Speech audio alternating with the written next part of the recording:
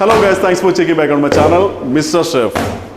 ഇന്ന് നമ്മുടെ ചാനലിലൂടെ ഞാൻ നിങ്ങൾക്ക് പരിചയപ്പെടുത്തുന്നത് വളരെ ടേസ്റ്റി ആയിട്ടും വളരെ സോഫ്റ്റ് ആയിട്ടും ഉണ്ടാക്കാൻ പറ്റുന്ന നല്ല നാടൻ സ്റ്റൈലുള്ളൊരു പൊറോട്ടയുടെ റെസിപ്പിയാണ്.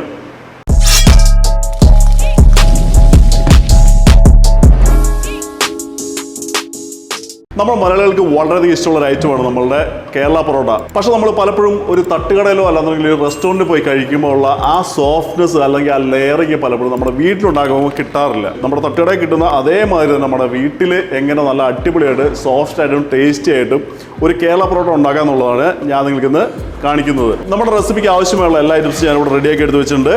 അടുത്തായി നമുക്ക് നമ്മളുടെ ഡോ എങ്ങനെ ഉണ്ടാക്കാൻ നമുക്ക് നോക്കാം. ആദ്യമേ തന്നെ നമുക്കൊരു ബേസൺ അല്ലാന്നുണ്ടെങ്കിൽ ഒരു റൗണ്ടിലുള്ള ഒരു പാത്രം എടുത്ത് വെച്ചതിന് ശേഷം ബേക്കിംഗ് പൗഡർ നമുക്കൊരു 4 ഗ്രാം ഇടാം. ബേക്കിംഗ് പൗഡർ 4 ഗ്രാം എന്ന് പറയുമ്പോൾ നമ്മൾ ഉപയോഗിക്കേണ്ടത് 1 ടീസ്പൂൺ ബേക്കിംഗ് പൗഡറാണ്.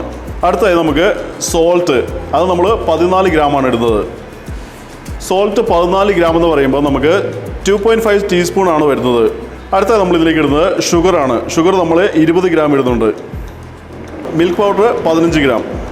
അടുത്തായി നമ്മൾ ഇതിലേക്ക് 540 ml വാട്ടറാണ് ഉപയോഗിക്കുന്നത്. നമ്മൾ മിൽക്ക് പൗഡറിന് പകരം നമ്മൾ സാധാ മിൽക്കാണ് ഉപയോഗിക്കുന്നതെങ്കിൽ വാട്ടറിൻ്റെ അളവ് നമ്മൾ കുറയ്ക്കേണ്ടി വരും. മിൽക്കിൻ്റെ അളവും വാട്ടറിൻ്റെ അളവിനുള്ള റേഷ്യോ എന്ന് പറയുന്നത് 1 കപ്പ് മിൽക്ക് അതിൻ്റെ കൂടെ നമുക്ക് 1.25 കപ്പ് വാട്ടറാണ്. അപ്പോൾ നമ്മൾ അങ്ങനെയാണ് ഉണ്ടാക്കുന്നതെങ്കിൽ മിൽക്ക് പൗഡർ നമുക്ക് ഒഴിവാക്കിയതിന് ശേഷം ഈ മിൽക്കും വാട്ടറും കൂടെയുള്ള മെഷർമെൻറ്റ് എടുത്തതിന് ശേഷം നമുക്ക് ഇട്ട് മിക്സ് ചെയ്യാൻ പറ്റുന്നതാണ്. ഗൈസ്, അടുത്തായിട്ട് നമുക്ക് വിസ്ക് കൊണ്ട് നന്നായിട്ട് ഇത് മിക്സ് ചെയ്ത് കൊടുക്കാം.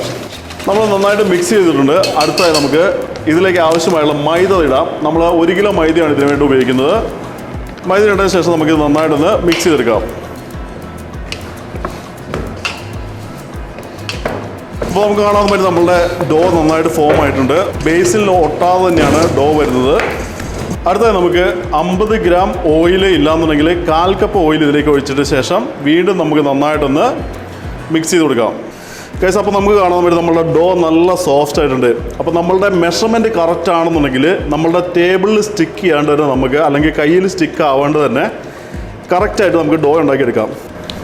നല്ലൊരു ബോളായി വെച്ചതിന് ശേഷം നമുക്ക് കുറച്ച് എക്സ്ട്രാ ഓയിൽ ഇതിൻ്റെ മുകളിലേക്ക് അപ്ലൈ ചെയ്ത് ഒരു നനവുള്ള തുണി ഇതിന് മുകളിലേക്ക് ഇടാം. നമ്മൾ ഈ ഡോ ഏകദേശം 1 മണിക്കൂർ നമ്മൾ റെസ്റ്റ് ചെയ്യാൻ വെക്കുന്നുണ്ട്. ഈ റെസ്റ്റിംഗ് പാർട്ട് വളരെ ഇമ്പോർട്ടൻ്റ് ആണ്. നമ്മുടെ ബേക്കിംഗ് പൗഡർ നമ്മൾ ഡോയിൽ ആക്റ്റീവായിട്ട് ഇത് ഫെർമെൻറ്റേഷൻ ഇല്ലാന്നുണ്ടെങ്കിൽ ചെറുതായിട്ടൊന്ന് പുളിക്കാൻ വേണ്ടിയാണ് നമ്മൾ 1 അവർ ഇത് വെക്കുന്നത്.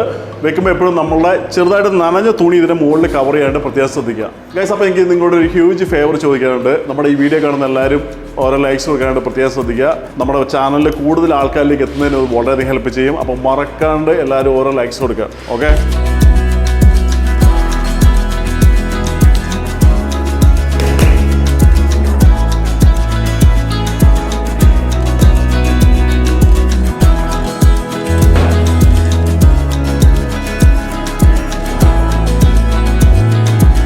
നമ്മൾ കട്ട് ചെയ്ത എല്ലാ ഡോയും നമുക്ക് ഈ ഒരു സൈസിലേക്ക് ബോളാക്കി എടുത്ത് നമുക്ക് സൈഡിലേക്ക് മാറ്റി വെക്കാം.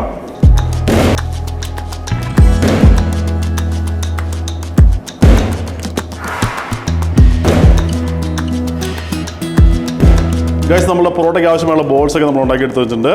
കുറച്ചും കൂടെ ഓയിൽ ഇതിൻ്റെ മുകളിലേക്ക് ഒഴിച്ചതിന് ശേഷം നനഞ്ഞ തുണിയിട്ട് വീണ്ടും നമുക്കൊരു 1/2 മണിക്കൂർ നേരം കൂടെ നമുക്കൊന്ന് വെയിറ്റ് ചെയ്യാം. ഗൈസ്, അങ്ങനെ നമ്മളൊരു 1/2 മണിക്കൂർ നേരം റെസ്റ്റ് ചെയ്തിട്ടുണ്ട്. അടുത്തായി വീണ്ടും നമ്മളുടെ വെറ്റ് ടവൽ എടുത്ത് മാറ്റിയതിന് ശേഷം നമുക്കിതൊന്ന് പൊറോട്ട നമുക്കിന്ന് അടിച്ചെടുക്കാം.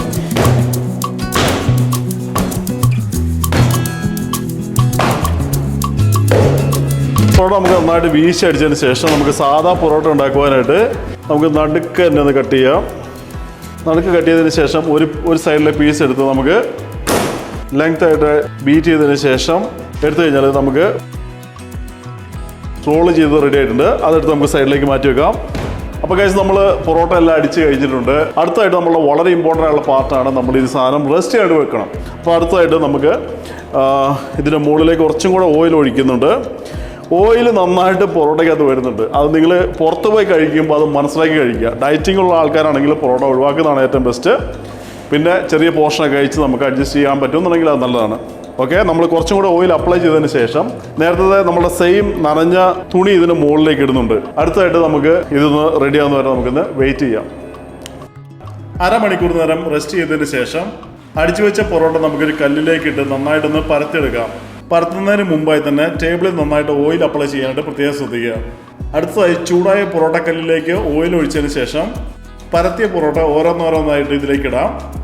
പൊറോട്ട കല്ലിൽ കിടന്ന് കുറച്ച് നേരം കുക്കായതിനു ശേഷം ഒരു സൈഡിൽ ഒരു ഗോൾഡൻ ബ്രൗൺ കളറായി കഴിയുമ്പോൾ നമുക്ക് പൊറോട്ട മറിച്ചിടാം. എല്ലാ പൊറോട്ടയും മറിച്ചിട്ടതിന് ശേഷം ലൈറ്റായിട്ട് നമുക്ക് ഓയിൽ ഇതിന് മുകളിലേക്ക് അപ്ലൈ ചെയ്യാം.